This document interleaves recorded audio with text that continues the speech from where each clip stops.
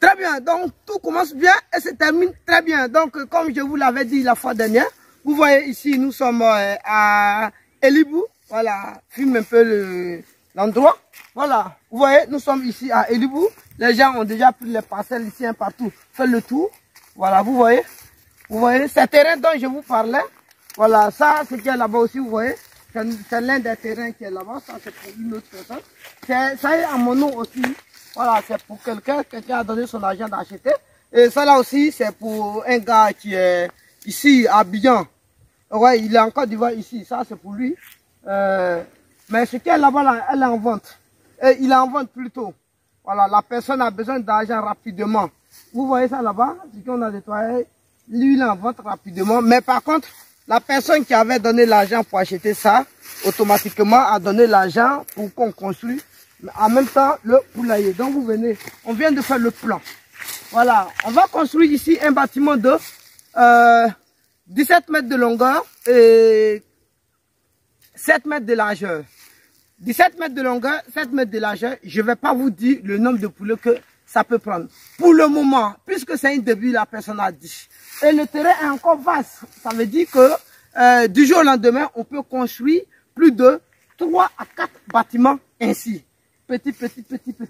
Vous voyez un peu. Alors, donc, nous venons de faire le plan, vous voyez.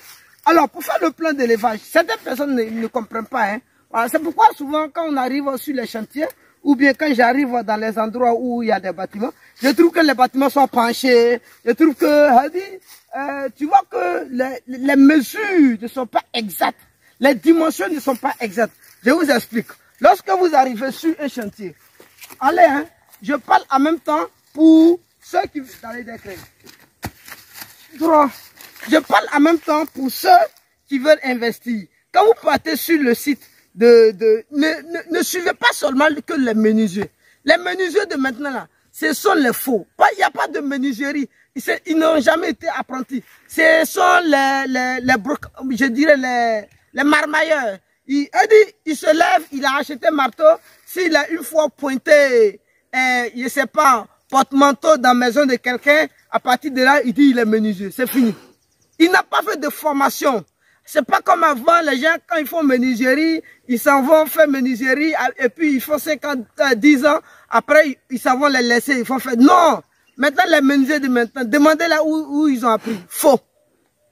C'est ce que j'ai dit. Il a pris marteau, il a tapé tabouret, à partir de là, il dit il est menuisier. Et quand il parle, il dit non, je peux construire ta femme. Et quand ils s'en vont construire femme des gens, c'est penché. Alors donc, pour ne pas que cela se répète, donc vous-même, vous partez sur le site avec eux et vous regardez. Regardez, le premier bois, vous regardez bien le lot. Regardez, hein. Regardez bien le lot. Regardez, regardez bien ça. Regardez bien ça, ça c'est le lot. Il est loti là. Mais lorsque, voilà, je vais enlever le bois. Non, il ne fait pas partie, hein, c'est pas ici, on a pris les mesures. Voilà, mais quand on construit, il faut toujours garder une marge sur le lot. Parce qu'après, il doit avoir un débordement. On va respecter un débordement entre 5 et 1 mètre de débordement. On est d'accord? Et ça va toucher ici. Voilà, nous, on va passer directement sur notre lot. Ici, bon, c'est pareil aussi, hein, même chose. Donc, automatiquement, dès que vous plantez le premier bois, vous regardez le deuxième lot. Puisque pour un terrain, il va falloir 4 différents bornes. Je dis bien 4 différents bornes.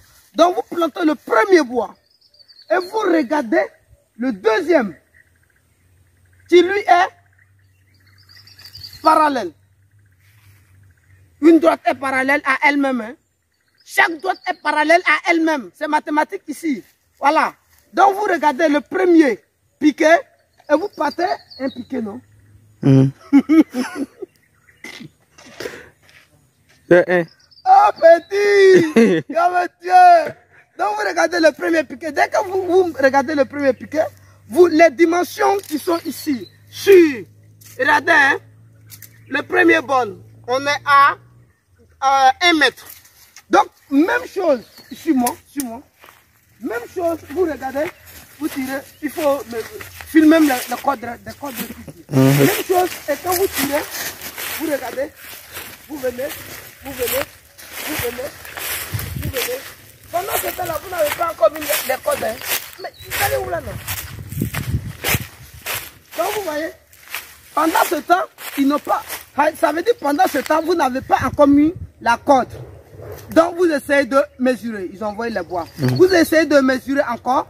Donc là-bas, ça fait 1 mètre. J'ai fait une marge de 1 mètre. Donc ici, pareil aussi, vous voyez, vous mesurez, ça fait 1 mètre. On est d'accord? Donc j'ai les marges de 1 mètre, 1 mètre. Donc ça veut dire ce qui est déjà bien parallèle. Voilà, c'est ce qu'elle dit. Chaque doit être parallèle à elle-même. Maintenant, on a bien parlé de dimension. Longueur, largeur. Maintenant, pour aller sur la largeur, on aura besoin de 7 mètres. Donc 7 mètres, automatiquement, vous avez deux choix. Vous pouvez tirer 7 un coup, ou bien vous pouvez tirer 3,50 la moitié. Automatiquement, qu'est-ce que vous faites? À partir du premier bon, ça veut dire que vous ne prenez pas des mesures d'abord. À partir du premier bon, vous tirez maintenant 3,5 à partir du premier bon. Voici ça. À partir du premier bon, vous tirez 3,5 et vous partez encore sur le même le deuxième bon. À partir, non pas le bon, hein. À partir du premier piquet, vous tirez 3,5. Automatiquement, vous partez sur le premier borne et vous tirez 3,5 en respectant toujours la même ligne. Vous piquez 3,5 et vous mettez la cote. Vous voyez, vous mettez la cote. Et vous mettez la cote. Dès que vous finissez de mettre la cote maintenant, vous faites la même chose encore. Ça veut dire, vous voyez, la ligne qui est ici, elle est encore parallèle à la ligne qui est là. Je dis bien, cette ligne est parallèle à cette ligne qui est là-bas. Même chose. Ici encore, comme on avait besoin de 7 mètres de longueur, de largeur plutôt, donc ici encore, ça fait 3,5.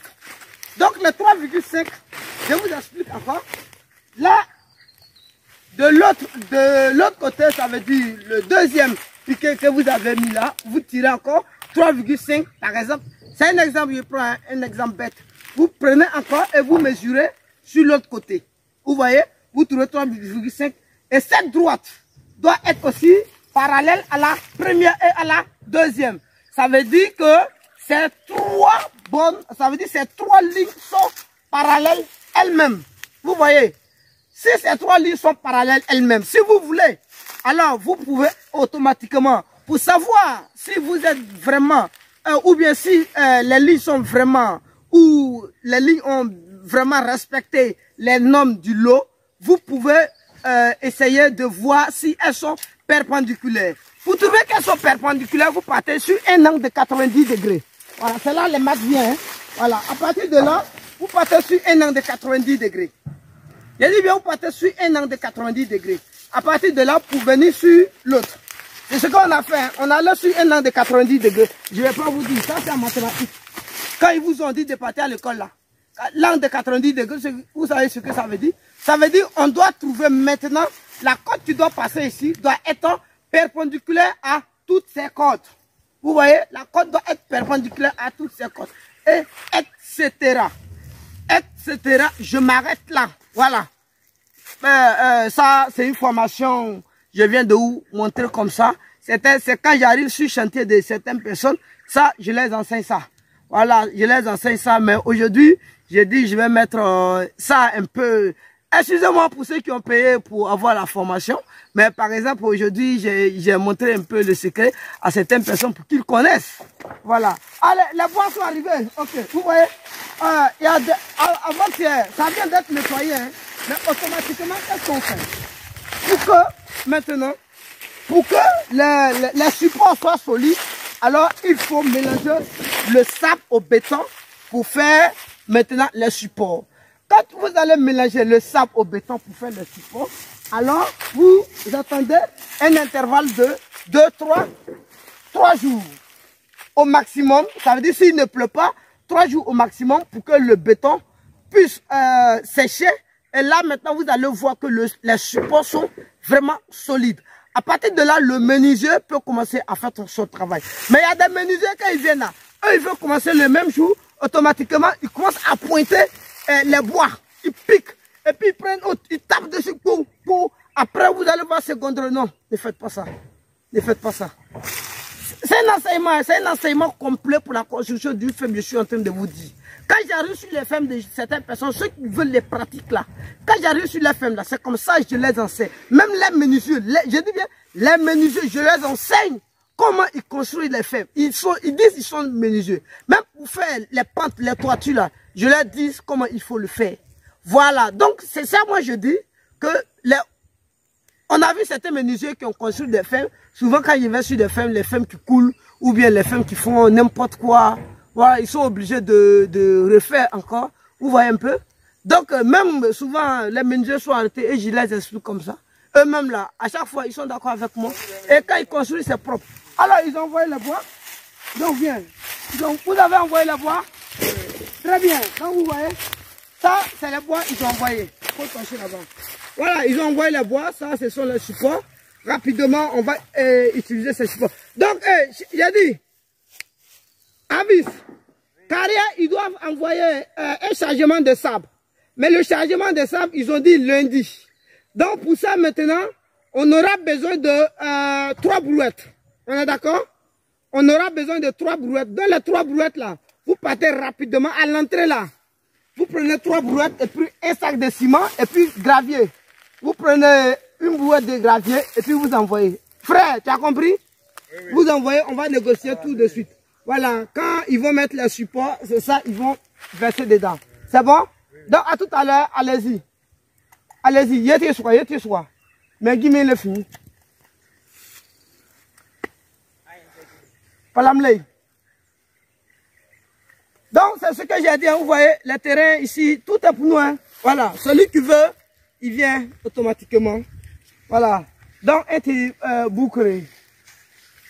Bouclé, il a été 3 brouettes. 1500. 3 brouettes. Et puis,